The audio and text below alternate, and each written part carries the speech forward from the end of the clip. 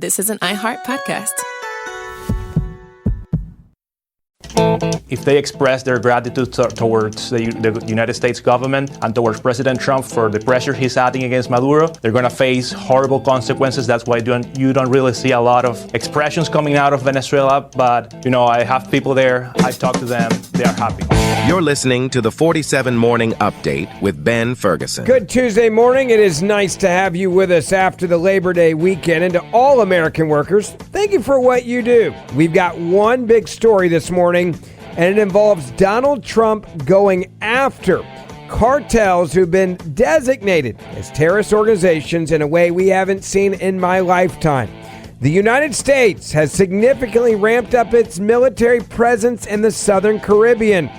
And now there are 7 to 8 warships, including a nuclear-powered submarine, on top of thousands of U.S. military personnel. So what is this all about? I'm going to explain it to you. And why is Maduro terrified after we've upped the bounty on him as a narco-terrorist? But first, I want to talk to you about my friends over at Patriot Mobile. You've got a lot of choices for cell phone service, with new ones popping up all the time. But if you want to make a difference and you want to stop giving your money to liberal companies, well, one way you can do that is by getting rid of liberal mobile you probably have right now. That is where hundreds of thousands of Americans are now coming together and have made Patriot Mobile what they are today. They've been in service now for 13 years. And right now is the best time ever to switch because it's never been easier.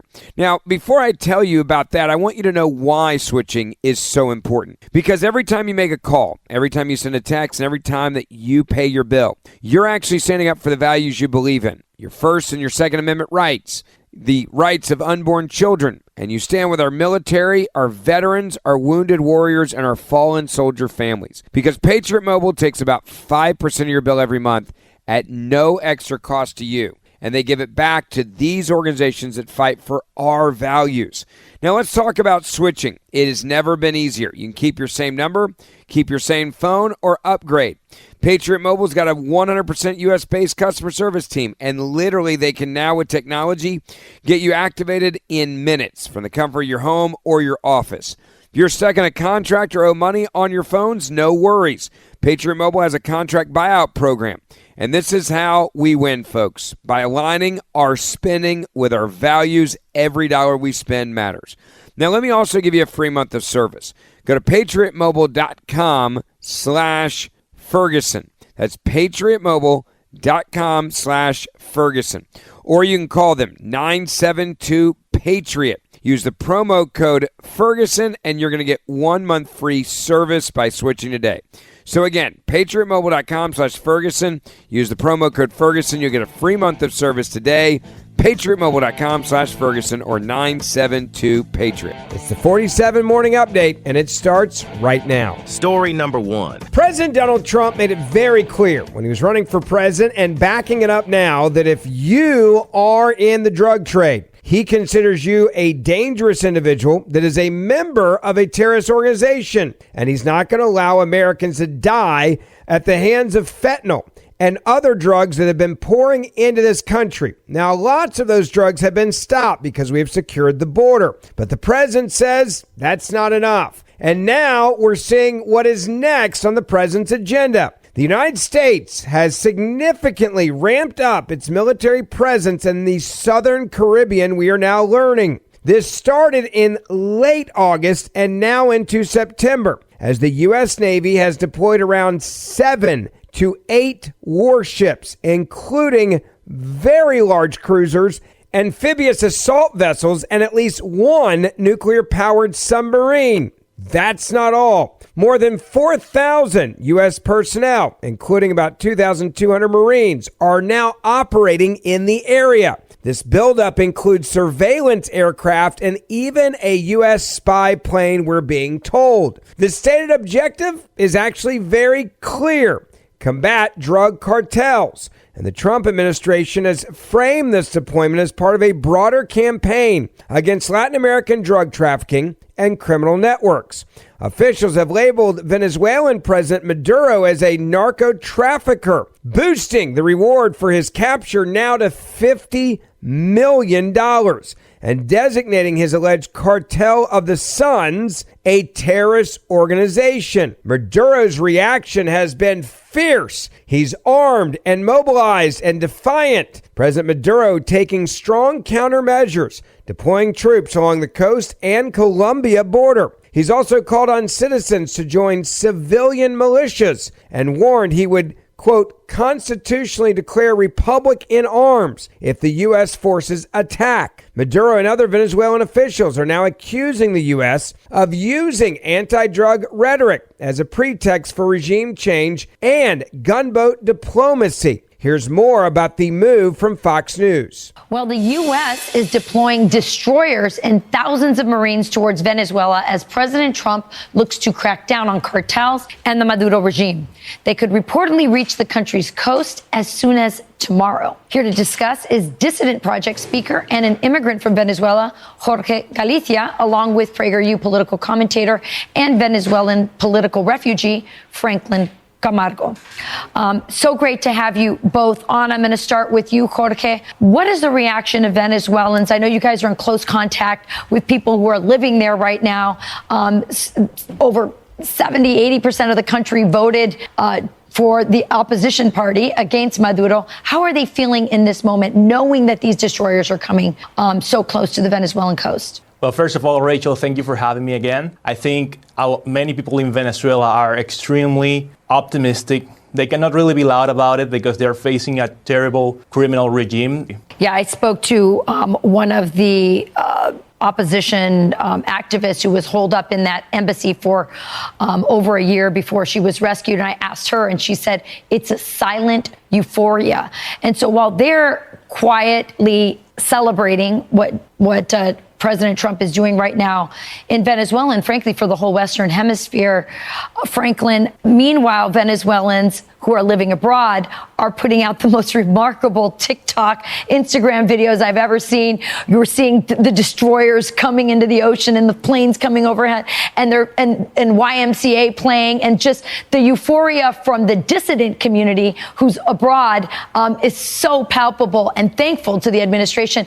Give us more context to that. Yes, the Venezuelan people recognizes that the Trump administration is probably one of the biggest allies that Venezuelan freedom fighters have had over the last 25 years. Is someone who has recognized that Maduro is not just a threat to South America, it's not just a threat to Venezuelans, but it's also a threat to the American people. And I think this is the most important thing to mention right now. When we talk about Nicolás Maduro, when we talk about the Venezuelan regime, we're not just talking about a government that we dislike or a dictatorship, a soft dictatorship. We're talking about a narco-state, a government that produced over 25% of the entire cocaine that is produced in the entire world. It's also a regime that sent Tren de Aragua, the same criminal organization that killed, for example, Lakin Riley, or that killed Jocelyn Nungaray. So there is a need for the American people, for the well-being of the American people in the Western Hemisphere to have a regime change, to stop these cartels. Yeah. But Venezuelans recognize that Trump is an ally, that the U.S. government is probably the biggest hope that we currently have. Now, you hear the stats there, and it's very clear that not only is this in essence a failed state, it's a state where the people rose up against Maduro and he just clung to power anyway. And now we know that he is nothing but a narco-terrorist. It is a terrorist organization that he's a part of, and his money is coming directly from the cocaine that he is delivering to the world. Yet, Venezuela's president is now accusing the United States of seeking regime change in his country. And the military deployment that has happened now, it was authorized by President Trump in a simple effort to disrupt drug cartel activity. It's part of the White House, as they described it, his broader border policy. Maduro said the buildup is an intervention in his, quote, country's affairs, saying this to the people. They are seeking regime change through military threat. And that's what he also wants the rest of the world to believe. Maduro added, quote, Venezuela is confronting the biggest threat that it has ever seen on our continent in the last 100 years, and saying a situation like this has never been seen. Maduro said Venezuela won't bow to threats and that it was super prepared.